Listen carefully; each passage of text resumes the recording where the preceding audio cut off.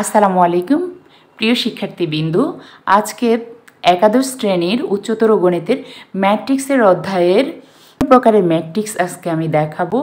আমি একটি ক্লাস ইতিমধ্যে তোমাদের শেষ করিয়েছি। তো আমাদের এই ম্যাট্রিক্সের অধ্যায়টা যথেষ্ট বড়। আমি চাচ্ছি একটু ছোট ছোট করে তোমাদেরকে কিছু জিনিস দেওয়ার জন্য, যাতে তোমরা এই অল্পটুকু করে করেই কিন্তু আস্তে আস্তে প্রিপারেশন নিতে নিতে ফুল অধ্যায়টা যেন শেষ করতে পারো। তো আমি গত ক্লাসে একটা জিনিস বলতে ভুলে গিয়েছিলাম, সেটা হচ্ছে আমরা ম্যাট্রিক্সটা কিন্তু দুইটা চিহ্নের মাধ্যমে ব্যবহার করি, বিশেষ করে প্রশ্নেতে বা হচ্ছে তোমরা যখন প্রচলিত বিভিন্ন বই কিনতে মার্কেট থেকে বইগুলো কিনবে, সেখানে কিন্তু আমরা দুই প্রকারের ম্যাট্রিক্সের ব্যবহার বেশি দেখতে পাবো। সেটা হচ্ছে ফার্স্ট ব্র্যাকেটের এবং হচ্ছে থার্ড ব্র্যাকেটের মাধ্যমে। তো চলো বর্গ ম্যাট্রিক্স দিয়ে। নেক্সট হচ্ছে যে ম্যাট্রিক্সের সারির সংখ্যা ও কলামের সংখ্যা সমান থাকবে তাকে বলা হচ্ছে বর্গ ম্যাট্রিক্স। তা এখন দেখো, আমি কতগুলো ম্যাট্রিক্স নিয়েছি, এখানে 3টি ম্যাট্রিক্স তোমাদেরকে দেখানোর চেষ্টা করেছি এবং প্রত্যেকে কিন্তু এক একটা বর্গ ম্যাট্রিক্স। তো বর্গ ম্যাট্রিক্স কেন হয়েছে আমি এখন সেটা বুঝিয়ে দিচ্ছি। এখানে দেখো, সারির সংখ্যা হচ্ছে যে একটা সারি আরেকটি সারি, দুইটি সারি, আর কলামও দেখো 2 4 একটি কলাম, 3 5 হচ্ছে একটি কলাম। তার মানে এই ম্যাট্রিক্সটা হচ্ছে যে 2 × 2 অর্ডারের একটি ম্যাট্রিক্স। তার মানে সারির সংখ্যা এবং কলামের সংখ্যা হচ্ছে যে 2/2 অর্ডারের একটি ম্যাট্রিক্স। সারির সংখ্যা এবং কলামের সংখ্যা সমান। একই রকমভাবে বি আমি একটি ম্যাট্রিক্স নিয়েছি, তার উপাদানগুলি যেমনই দিয়েছি, কিন্তু আমি সারির সংখ্যা সমান রেখেছি আর হচ্ছে কলামের সংখ্যাটা সমান রেখেছি। তো এই ম্যাট্রিক্সটা হচ্ছে যে 3/3 অর্ডারের একটি ম্যাট্রিক্স, মানে 3টি সারি আছে আর 3টি কলাম আছে, তাই এটাও একটি বর্গ ম্যাট্রিক্স। একই রকমভাবে সি একটি ম্যাট্রিক্স আমি গঠন করেছি, তবে ম্যাট্রিক্সের এবার আমি ফার্স্ট ব্র্যাকেট থার্ড ব্র্যাকেট দিয়ে না করে আমি ফার্স্ট ব্র্যাকেটের মাধ্যমে তোমাদেরকে ম্যাট্রিক্স চিহ্নিত করার চেষ্টা করছি। এখন ফার্স্ট ব্র্যাকেট দিয়েও কিন্তু তোমার পরীক্ষাতে আসতে পারে। তো আসো, আমরা এই ব্র্যাকেট দেখলে আমরা বুঝতে পারবো এটা ম্যাট্রিক্স। এবার আসো 1 2 3 0, মানে বুঝতে পারছো এখানে একটা সারি, দুইটা সারি, তিনটা সারি, 4টা সারি আমি নিয়েছি। কলামের ক্ষেত্রে খেয়াল করো, একটা কলাম, দুইটা কলাম, তিনটা কলাম, 4টা কলাম, তার মানে হচ্ছে 4/4 অর্ডারের একটি ম্যাট্রিক্স। তার এখানে আমরা 3টা ম্যাট্রিক্স নিয়েছি, 3টা ম্যাট্রিক্সই হচ্ছে বর্গ ম্যাট্রিক্স। তাহলে চলো অন্য আরেকটি ম্যাট্রিক্স নিয়ে এবার কথা বলি। এবার হচ্ছে আয়তাকার ম্যাট্রিক্স কাকে বলে।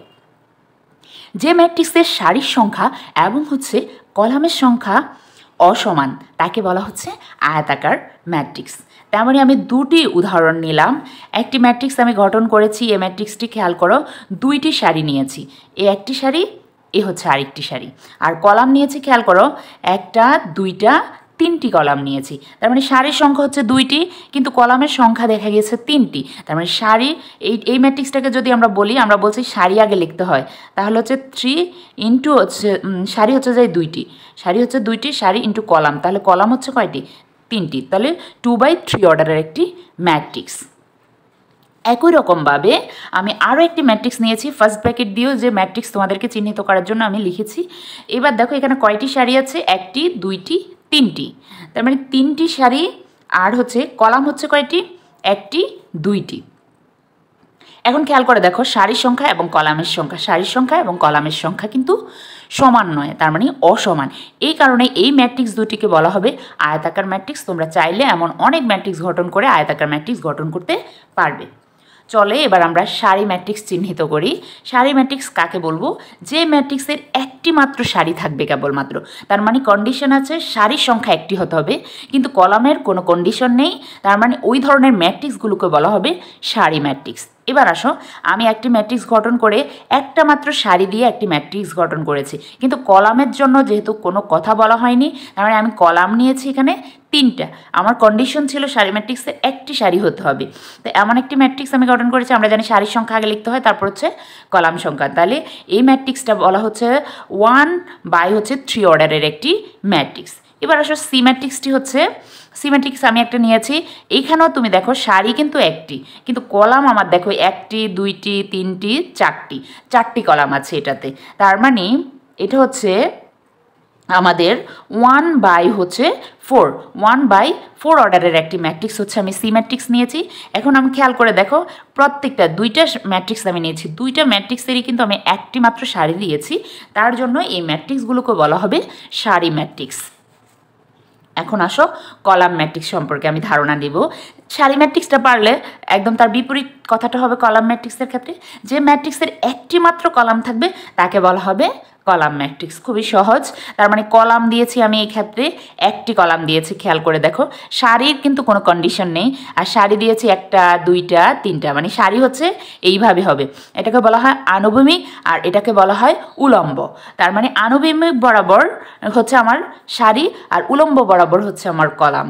তো আমরা এই জন্য একটি মাত্র কলাম নিয়েছি, যার জন্য আমরা এই ম্যাট্রিক্সটিকে বলতে পারি এ একটি কলাম ম্যাট্রিক্স। বি ম্যাট্রিক্সে আমি যখন গঠন করেছি A1 A2 আপ টু এভাবে যেতে যেতে AN পর্যন্ত যাবে। এইটাও দেখো, খেয়াল করে দেখো, যদি আমি লম্বালম্বিভাবে টান দেই তাহলে একটি মাত্রই কলাম পাচ্ছি, কিন্তু আমি সারি পাচ্ছি একাধিক। তাই এই ম্যাট্রিক্সটার নাম আমরা এই অর্ডারের একটি, এই ম্যাট্রিক্সটা হচ্ছে 3/1 অর্ডারের একটি ম্যাট্রিক্স, মানে সারির সংখ্যা আগে, কলাম সংখ্যা হচ্ছে পরে। তো সারি হচ্ছে 3টি, কলাম হচ্ছে একটি। একই রকমভাবে এই ম্যাট্রিক্সের ক্ষেত্রে আমার সারি নিয়েছি কিন্তু কত সংখ্যক? n সংখ্যক, একটা, দুইটা, এইভাবে আপ টু কত সংখ্যক সারি আছে আমার এখানে? n সংখ্যক, মানে একটি, দুইটি, এভাবে তিনটি, চারটি, আপ টু যেতে যেতে কত দূর পর্যন্ত যেতে পারি আমরা? ধরে নিলাম n পর্যন্ত যেতে পারি। তার মানে সারির সংখ্যা হচ্ছে nটি, আর কলামের সংখ্যা হচ্ছে কয়টি? অনলি একটি। আমরা এভাবে যদি টান দেই, খেয়াল করে দেখো, একটি মাত্র পাবে। তো নেক্সট আমরা এখন শিখাবো আমাদের পরবর্তী আরেকটি ম্যাট্রিক্স। সেই ম্যাট্রিক্সটা হচ্ছে আমাদের প্রধান কর্ণ বা ম্যাট্রিক্সের হচ্ছে মুখ্য কর্ণ। একটা ম্যাট্রিক্সের কিন্তু দুইটি কর্ণ থাকে, একটি হচ্ছে মুখ্য কর্ণ আর একটি হচ্ছে গৌণ কর্ণ। এখন চলো আমরা এই ম্যাট্রিক্সের প্রধান কর্ণটা আমরা এখন দেখাবো। ম্যাট্রিক্স এর একটি বর্গ ম্যাট্রিক্সের AIJ, যেখানে আই ইকুয়াল হচ্ছে যে ভুক্তিগুলো বরাবর কর্ণকে আমরা কি বলবো? প্রধান কর্ণ বা মুখ্য কর্ণ বলবো। এই কথাটা সংজ্ঞাচ্ছে আমি যখন এখন তোমাদেরকে বুঝিয়ে দিব, আশা করি সেটা তোমাদের বেশি বুঝতে সুবিধা হবে। এখন দেখো, আমি ধরো একটি ম্যাট্রিক্স নিয়েছি, 3/3 অর্ডারের একটি ম্যাট্রিক্স, মানে হচ্ছে যেই 3/3 অর্ডারের ম্যাট্রিক্স মানে হচ্ছে বর্গ ম্যাট্রিক্স, তোমরা জানো।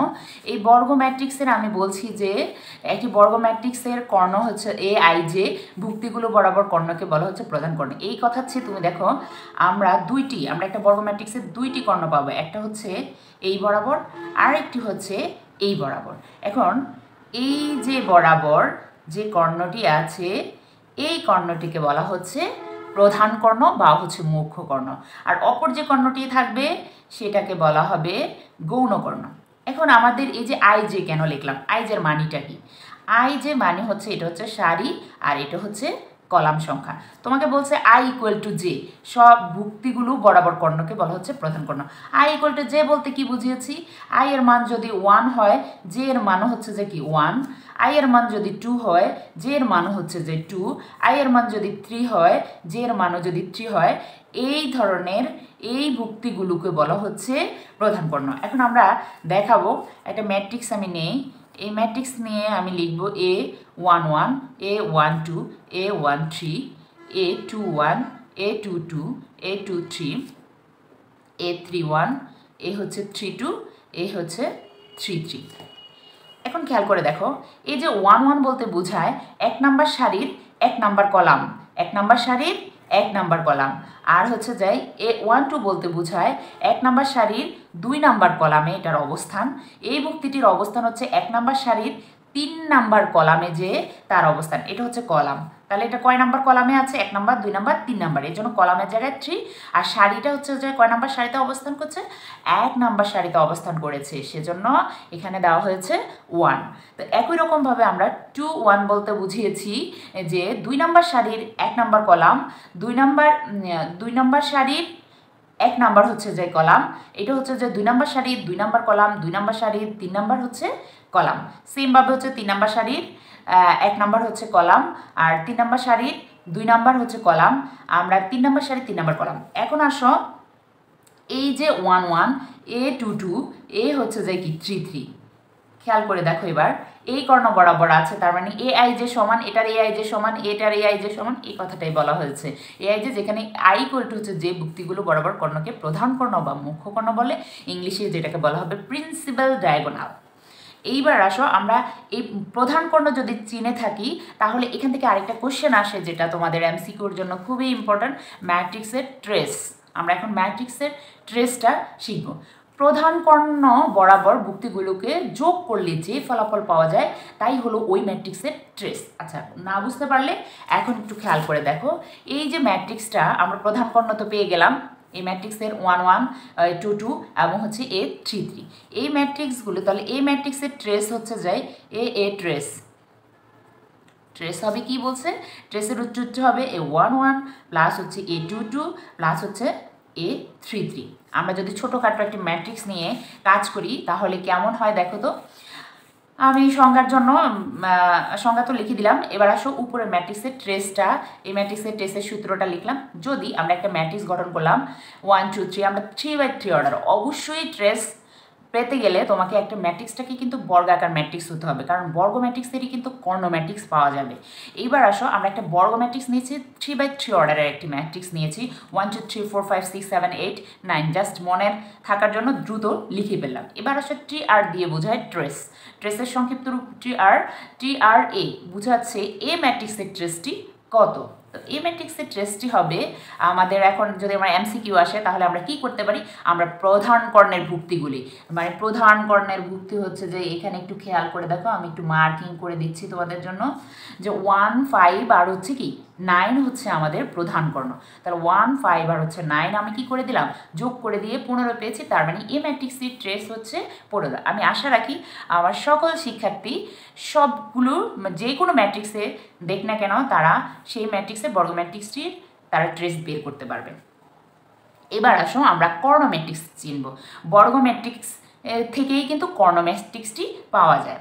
যে বর্গ ম্যাট্রিক্সের প্রধান কর্ণের ভুক্তিগুলো শূন্য অথবা অশূন্য হয় এবং অন্যান্য ভুক্তিগুলো শূন্য, মূল কন্ডিশন কিন্তু বলা হচ্ছে অন্যান্য, মানে প্রধান কর্ণর ভুক্তিগুলো শূন্য হতে পারে, অশূন্য হতে পারে। অশূন্য মানে কি, শূন্য নয়। শূন্য কি মানে, শূন্য মানে তো বুঝোই 0 থাকবে, শূন্য হতে পারে, অশূন্য হতে পারে, কিন্তু মূল কন্ডিশনটা হচ্ছে অন্যান্য ভুক্তিগুলো শূন্য হতে হবে। তো এই ধরনের আমি 3টি ম্যাট্রিক্স তোমাদেরকে নিয়ে দেখাচ্ছি। এটা একটা বর্গ ম্যাট্রিক্স, কারণ এটা হচ্ছে 2/2 অর্ডারের একটি ম্যাট্রিক্স, কারণ 2টা সারি আছে আর 2টি কলাম আছে। আমরা জানি এতে পড়বে যে সারি এবং কলাম সংখ্যা যদি সমান থাকে ওই ধরনের ম্যাট্রিক্সকে বলা হয় বর্গ ম্যাট্রিক্স। এবার আসলে বর্গ ম্যাট্রিক্সের কর্ণ ম্যাট্রিক্স কি, আমরা প্রধান কর্ণ বরাবর বলছে যাই থাকুক না কেন, এগুলি শূন্যও হতে পারতো, এগুলি শূন্য ছাড়াও অশূন্য আমি দিয়েছি, আর উপরে আর নিচে মানে অন্যান্য ভুক্তিগুলো, এখানেও যদি অন্য কোনো ভুক্তি, অন্য আরেকটা ম্যাট্রিক্স নিলে তোমরা বুঝতে পারবে, বাকি ভুক্তিগুলো 0 হলে ওই ম্যাট্রিক্সকে বলা হবে কর্ণ ম্যাট্রিক্স। সেমভাবে বি একটি ম্যাট্রিক্স নিয়ে আমি 3/3 অর্ডারের একটি ম্যাট্রিক্স নিয়েছি, একই রকমভাবে আমি কর্ণ বরাবর দিয়েছি 1 2 3, বাকি ভুক্তিগুলি আমি কি করেছি, শূন্য দিয়ে সেট করেছি। তার মানে আমাদের কন্ডিশন ফিল আপ করেছে, উপরে শূন্য নিচেও শূন্য, শুধুমাত্র কর্ণ বরাবর ভুক্তিগুলি কি হচ্ছে অশূন্য অথবা মানে অশূন্য অথবা হচ্ছে যে শূন্য থাকতে পারে। ধরে এই ধরনের ম্যাট্রিক্সকে কর্ণ ম্যাট্রিক্স বলে।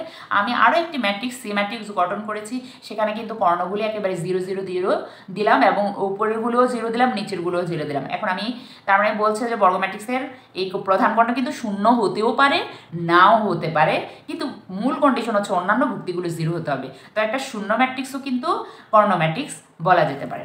এবার আসো আমরা স্কেলার ম্যাট্রিক্স নিয়ে একটু আলোচনা করি। স্কেলার ম্যাট্রিক্স কাকে বলবো, যে বর্গ ম্যাট্রিক্সের প্রধান কর্ণের ভুক্তিগুলো সমান এবং অন্যান্য ভুক্তিগুলো শূন্য তাকে স্কেলার ম্যাট্রিক্স বলে। তার মানে কর্ণ ম্যাট্রিক্সের সাথে একটা সম্পর্ক পাওয়া যাচ্ছে স্কেলার ম্যাট্রিক্সের। স্কেলার ম্যাট্রিক্সে কি সম্পর্কটা পাওয়া যাচ্ছে খেয়াল করে দেখো, সব স্কেলার ম্যাট্রিক্সে কিন্তু কর্ণ ম্যাট্রিক্স বলা যায়।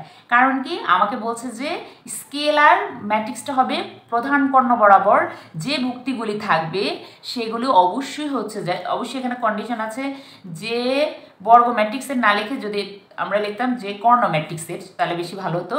যে বর্গ ম্যাট্রিক্সের প্রধান কর্ণের ভুক্তিগুলো বলছে যে কি সমান, প্রধান কর্ণের, এটা হচ্ছে আমাদের প্রধান কর্ণ বা মুখ্য কর্ণ, মুখ্য কর্ণগুলো এখানে 5 দিয়েছি, এখানেও 5 দিয়েছি, আর এটা 2 × 2 অর্ডারের একটা বর্গ ম্যাট্রিক্স, আর বাকি ভুক্তিগুলো আমি শূন্য দিয়েছি, এই জন্য এই ম্যাট্রিক্সটাকে বলা হচ্ছে স্কেলার ম্যাট্রিক্স।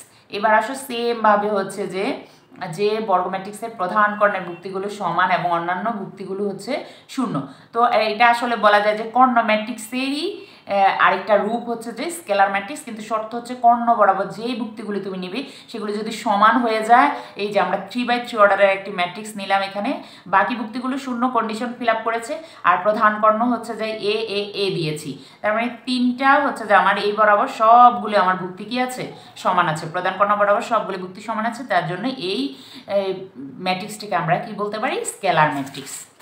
এইবার আসো অভেদ ম্যাট্রিক্স বা হচ্ছে একক ম্যাট্রিক্স, ইংলিশে আমরা যেটাকে বলা হবে আইডেন্টিটি অর হচ্ছে ইউনিট ম্যাট্রিক্স। যে বর্গ ম্যাট্রিক্সের প্রধান কর্ণের সকল ভুক্তি হচ্ছে যে কি 1, যে বর্গ ম্যাট্রিক্সের আমরা 2x2 অর্ডারের একটি ম্যাট্রিক্স নিয়েছি, আবার 3x3 অর্ডারের একটি ম্যাট্রিক্স নিয়েছি, এই দুইটি হচ্ছে বর্গ ম্যাট্রিক্স। বলছে প্রধান কর্ণের সকল ভুক্তি কি হচ্ছে 1, তো প্রধান কর্ণ কত আছে, আমি প্রধান কর্ণ হচ্ছে এখানে কত 1 1, তারাও বলে দিচ্ছে সকল ভুক্তি হচ্ছে যে কি হবে 1 বা 1 হবে। আর অভেদ ম্যাট্রিক্স বা হচ্ছে একক ম্যাট্রিক্স, অভেদ মানে হচ্ছে কি একক, একক মানে হচ্ছে আইডেন্টিটি, আইডেন্টিটি মানে হচ্ছে ইউনিট, সবগুলোই একই অর্থেই ব্যবহৃত হয়। তো আমরা 1 1 যদি কর্ণ বরাবর 1 1 থাকে তাহলে সেই ম্যাট্রিক্স, আর বাকি ভুক্তিগুলো যদি শূন্য থাকে তাহলে ওই ধরনের ম্যাট্রিক্সগুলোকে বলা হবে অভেদ ম্যাট্রিক্স বা হচ্ছে একক ম্যাট্রিক্স। এটা অত্যন্ত গুরুত্বপূর্ণ আমাদের ম্যাথের ক্ষেত্রে, গণিত যখন আমরা করাবো, ম্যাট্রিক্সের অঙ্কগুলি যখন আমরা করাবো, তখন কিন্তু আমাদের এই আইডেন্টিটি ম্যাট্রিক্স আমাদের লাগবে, তাই এটা একটা গুরুত্বপূর্ণ টপিকস তোমাদের জন্য। এবার আসো আইডেন্টিটি ম্যাট্রিক্সকে আমরা কিন্তু আই বা আইএন দ্বারা সূচিত করি। তো এই পূর্বে দেখে গেছো আইডেন্টিটি ম্যাট্রিক্সের ভ্যালু কিন্তু 1, মানে এই আই ইকুয়াল টু হচ্ছে যা 1 0 0 1, এটা একটা একক ম্যাট্রিক্স। আর এটাকে আমরা I2 দিতে পারি, I2 মানে হচ্ছে 2 × 2/2 অর্ডারের একটি ম্যাট্রিক্স। I ইকুয়াল টু 1 0 0 0 1 0 0 0 1, কর্ণ বরাবর 1 1 দিয়েছি, মূল শর্ত যেটা ছিল অভেদ ম্যাট্রিক্স বা একক ম্যাট্রিক্সের সেটা ফিল আপ করেছে। আর এটাকে আবার I3 লেখা যায়, I3 কেন লিখলাম, I3 হচ্ছে যে 3 × 3/3 অর্ডারের একটি ম্যাট্রিক্স হওয়ার কারণে আমরা এটাকে I3 দ্বারা প্রকাশ করব। আর প্রত্যেক আইডেন্টিটি ম্যাট্রিক্সের ভ্যালু কিন্তু 1, আমরা চাইলেই এই ম্যাট্রিক্সের ভ্যালু ইকুয়াল টু 1 লিখতে পারি। যাই হোক, সেটা আমরা যখন নির্ণয় করাবো তখন আমরা সেখানে বুঝিয়ে দেবো। বিশেষ দ্রষ্টব্য অবধি আমি বোঝাতে চেয়েছি, একটা ম্যাট্রিক্সের সাথে যদি আইডেন্টিটি ম্যাট্রিক্স গুণ করা হয়, অথবা